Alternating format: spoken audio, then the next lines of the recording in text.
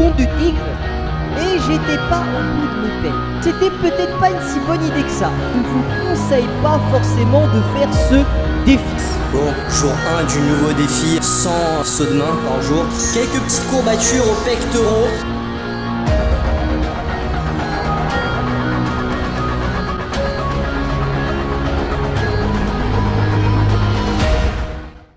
Bien salut à tous les amis, c'est BboyBlock974 et aujourd'hui on se retrouve pour une petite nouvelle vidéo. Il y a quelques semaines de cela, on s'était lancé un petit défi backflip que vous avez beaucoup apprécié.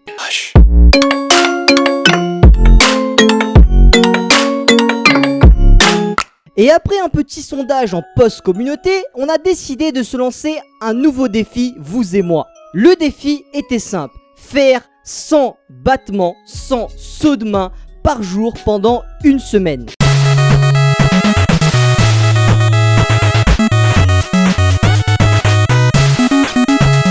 Puis je vous avais fait une petite annonce et j'ai décidé que au lieu de faire 100 sauts par jour, j'allais faire 200 sauts par jour. Et vous allez voir dans cette vidéo que c'était peut-être pas une si bonne idée que ça.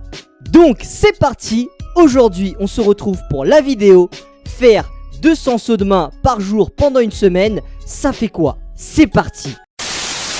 Bon, jour 1 du nouveau défi, 100 sauts de main par jour. Donc là je suis allé en bas de chez moi, je vais commencer le défi, je vais voir ce que ça donne. Et let's go, on commence le défi.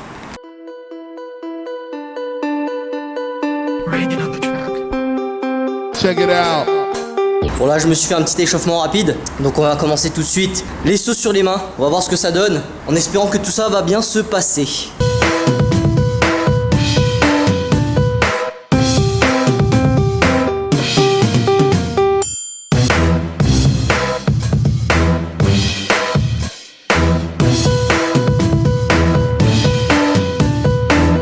Donc voilà, là j'ai fini le premier jour. Ça m'a pris à peine 20 minutes, donc je suis content. Là je suis quand même un peu essoufflé et tout, ça fait plaisir. Donc ça refait le corps pour le matin, fait transpirer un peu. 200 sauts. Allez, on se retrouve demain. Deuxième jour du défi, il pleut un peu. Quelques petites courbatures aux pectoraux, sinon ça va. Donc let's go, 200 sauts de main pour ce deuxième jour. C'est parti.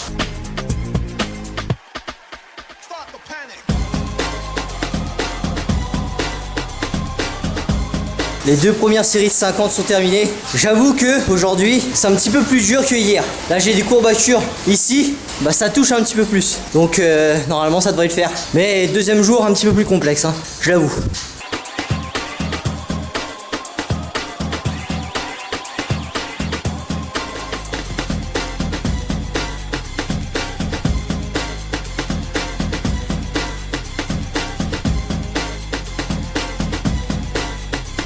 Donc voilà, le jour 2 est terminé.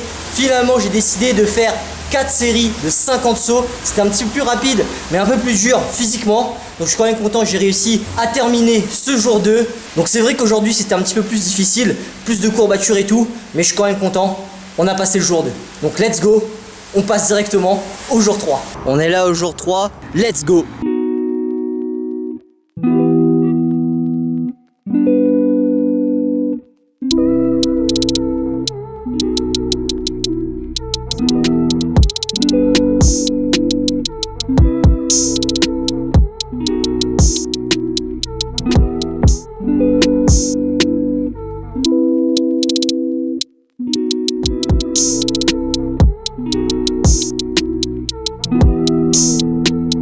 Bon, là j'ai fini la dernière série. On a fait 4 x 50 comme hier.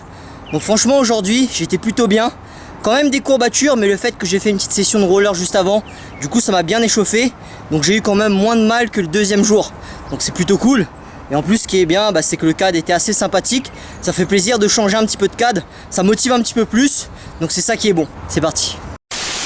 Donc comme vous l'avez vu, les 3 premiers jours se sont quand même très bien passés. Au niveau du 4e jour, ça a été un petit peu comme le 3e jour. Mon corps avait quelques petites courbatures, mais en général, le défi s'est bien passé. Je dirais même que c'était la meilleure journée que j'ai eue de la semaine parce que au lieu de faire des séries de 30 ou de 50 sauts, j'ai réussi à faire 2 séries de 75 sauts. Ce qui est plutôt pas mal, on peut l'avouer. Et là, à partir du jour 5, ça commence à se dégrader.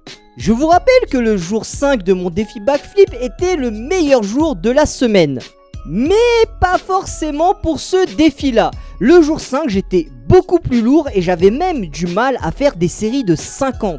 Alors que tout le reste de la semaine, il était assez facile pour moi de faire des séries de 50 sauts. Là, je vous avoue que sur le 5e jour, 50 battements, c'était un petit peu plus compliqué.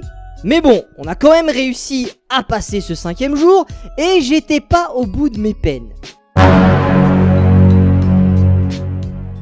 On passe maintenant au 6e jour et je vais vous mettre un petit peu dans le contexte. 6e jour, nous sommes samedi, le matin je vais faire du roller et du skate avec ma copine. Je me fais kiffer parce qu'en plus de ça je m'améliore bien en roller donc je suis super content.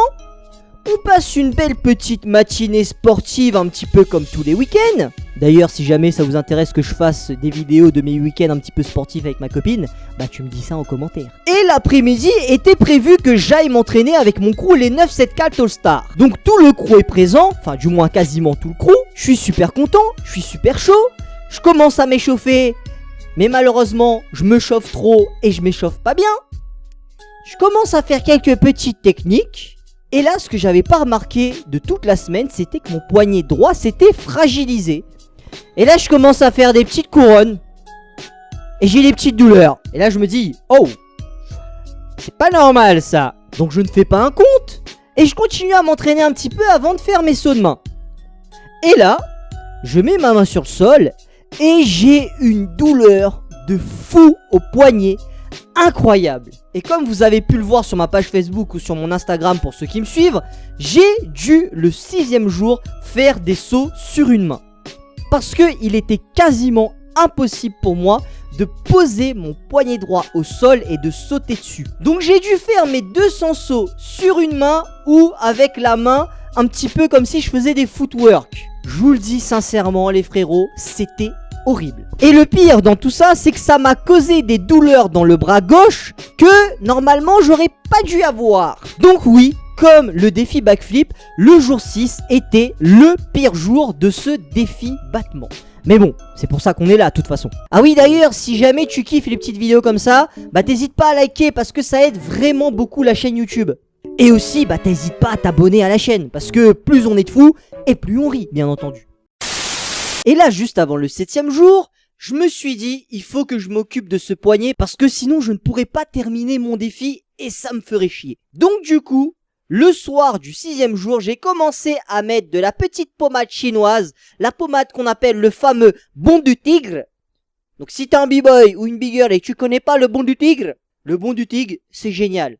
Et non, ce n'est pas un placement de produit, ce serait vraiment trop génial si c'était le cas. Donc voilà, à la fin du jour 6, je me soigne comme je peux le poignet et je suis préparé pour mon jour 7. Et en fin de soirée, au moment de faire mon défi, je me dis que je vais pas déconner cette fois-ci et que je vais vraiment bien m'échauffer et même que je vais strapper mon poignet. Et ben au final, pour être très honnête avec vous, le strapping m'a fait du bien, l'échauffement de plus de 20 minutes m'a fait du bien et le défi s'est déroulé sans encombre le jour 7. Alors j'ai été un petit peu plus malin que les jours d'avant, je me suis dit je vais prendre un petit peu plus de temps sur l'échauffement et au lieu de faire des grosses séries de 50 sauts, je vais plutôt décider de faire des petites séries de 25 pour bien échauffer mon poignet et si je le sens, bah je ferai des séries un petit peu plus conséquentes. Et au final, ça s'est très bien passé. Ce défi a été quand même beaucoup plus difficile que le défi backflip. Au niveau des douleurs de ce défi, moi, à part la blessure au poignet, j'ai surtout ressenti des douleurs au niveau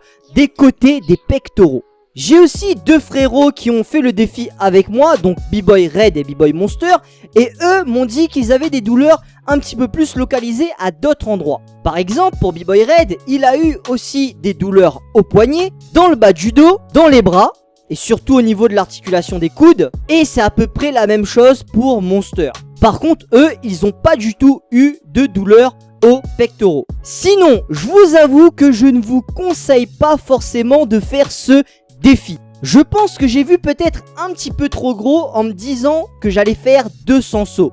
Au début, le défi c'était 100 sauts. J'aurais dû certainement rester sur les 100 sauts. Pourquoi ? Parce que passer de 100 à 200 faisait qu'à la semaine, je passais de 700 sauts à 1400 sauts. Donc ça veut dire cette semaine, j'ai fait un peu plus de 1400 sauts de main. Ce qui est quand même assez incroyable. Et le problème de ce défi, c'est que très souvent, je ne m'échauffais pas assez. Je voulais faire le défi assez rapidement et je ne prenais pas le temps de bien m'échauffer les poignets. Ce qui, sur la fin du défi, a quand même été assez fatal. Parce que ce qu'il faut savoir, c'est qu'à chaque fois que vous vous entraînez sur vos poignets, à chaque fois que vous vous entraînez tout court, vous avez des courbatures. Les courbatures, c'est comme des petites micro-fissures. Et ces micro-fissures, elles se soudent quand vous prenez du repos. C'est dans le repos que vous vous améliorez. Et moi, comme j'ai enchaîné les jours de défi, mon corps n'avait pas le temps de se soigner. Donc en tout cas, moi j'espère que vous avez apprécié cette petite vidéo et ce petit défi. Je remercie mes deux frérots B-Boy Red et B-Boy Monster qui ont fait le défi toute la semaine avec moi, ce qui m'a donné vraiment un maximum de motivation. D'ailleurs, vous pouvez aller vous abonner à l'Instagram de B-Boy Red, B-Boy Monster et à l'Instagram de 974 All Star. Et je vous dis à la prochaine. Et bien entendu, n'oubliez jamais, la détermination est notre meilleure arme pour avancer.